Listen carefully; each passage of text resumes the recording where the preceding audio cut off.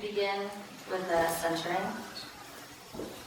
So as the giver, my first responsibility is just to tune into how I am and to do my best with my breath and with my intention to clear any blockages within me to be able to receive clear energy to offer my partner. So just take a few breaths to become as present as I can, as available as I can. And then we like to warm the hands. And I just receive the vision of my friend's body, so this spirit that has incarnated as Adam. And then I bring my hands slowly to his feet, and this is a really important moment, this first touch, right? So just like when you guys were shaking hands, you receive so much information from someone when you make contact physically, right?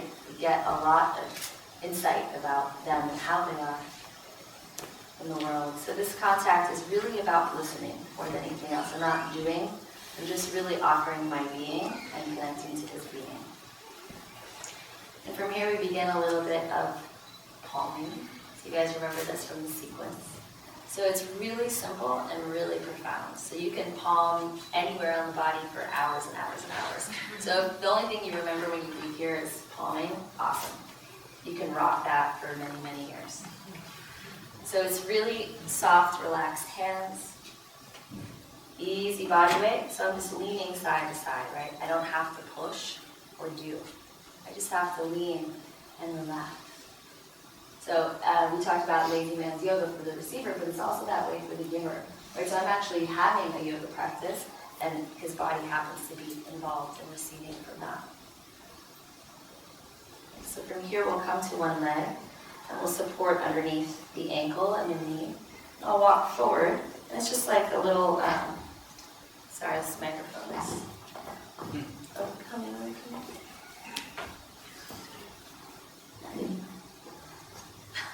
Kadri's a professional mic support. Yeah. Thank you.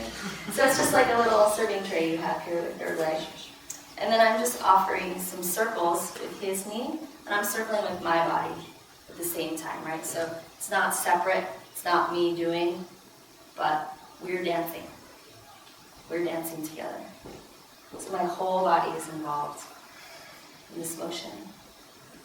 So here I'm on the outside, and for the next piece, I want to really swiftly move to the inside. Yeah?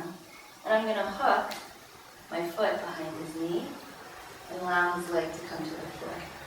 So if you can see or notice from where you are, his leg is at a little bit of an angle. So it's not at 90 degrees from his hip, but a little bit lower, and that just helps to release the muscles. Now with my hand, I'm going to come to this outer hip because I actually want to encourage the weight to move to this side. And with this palm, I'm going to work the inside line of the thigh. So I'm leaning in and out, and can you guys see again where the movement's coming from? Where the hips, right? So I'm leaning with my hips, and that's just pouring weight into this hand, right? So I don't have to muscularly do this. It's not as nice to feel. As I'm just rocking. And my arms are bent or straight. Straight, right? So you're just allowing gravity to pour through your bones. Thai massage is so much a practice of less is more. So there's another bodywork practice I've studied a lot called Brima, and they have 9 principles that they work with. And one of them is no extra. And they invite you to take these principles and work with them for weeks of your life. Like, how does no extra apply to doing dishes, or how does no extra apply to writing an email? And when you think about no extra with body work, it's a really profound practice to just do less and be more, feel more. So I'm working up and down the thigh. From here, it's really nice. You just sit back, hang out. I'm going to take my feet out, and I'm going to come to the underside. So this is going to be for your hamstrings. And I'm going to support this leg here with my hands. And I want to angle my body a little bit so you can see I'm at a little bit of a diagonal here. And I'm just cozying up to the straight leg. And from here, I'm just walking my feet like a cat.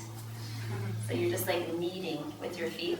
And I like to drag my heels along the floor, and then I'm just kind of pushing the gas pedal a little bit. But it's just like rolling through your ankles. So the quality of the contact is soft, and the pressure through the bones is firm. So when you straighten your leg, when you're doing this motion, this is called a pedal move, you want to be able to straighten your leg all the way. So if I'm here, I don't really get that full extension of the support and power of my bones.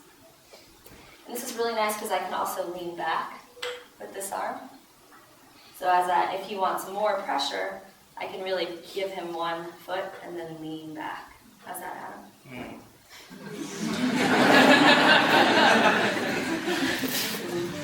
Good? Nice. So I've had treatments with this one move for like 45 minutes on each leg.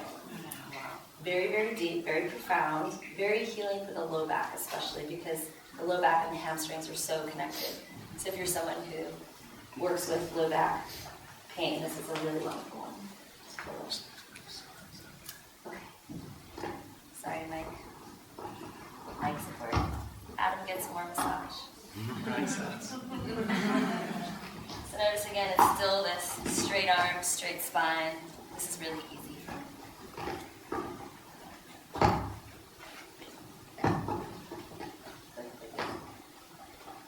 Are you still on one leg? I'm still on the first leg right now, but I'm using both of my feet. Yeah. Okay, it's coming. Does it matter if there's like a height difference between the two? You and Adam. We do have a height difference. When you're learning most of these techniques, it's nice to work on a similar size body just because you're lifting their limbs around. But when you get more comfortable with it, then to work with different size bodies and differentials is actually not really a problem.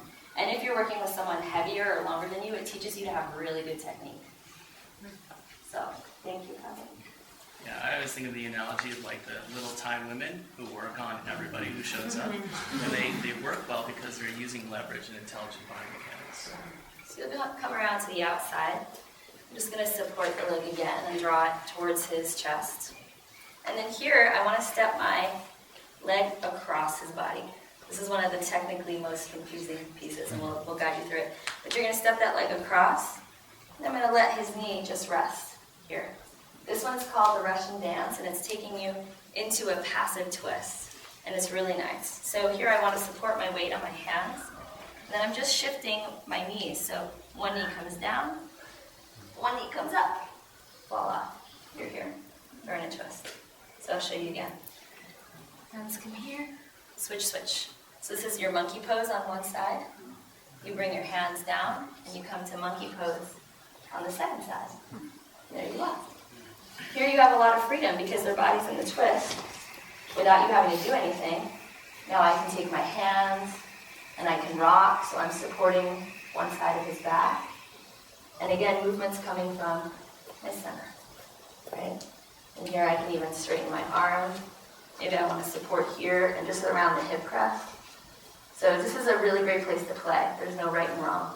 It's just helping them deepen the feeling of the twist. Sorry, Jenny, are you pulling or pushing? I'm pulling. I'm leaning, kind of leaning and cupping and just allowing that lean to guide him more deeply into the twist. Coming back, placing my hands, switching knees. You might play a little bit with the upper body. Just shimmying the shoulders, shaking out the arms. Leaning a little bit here into the front of the chest.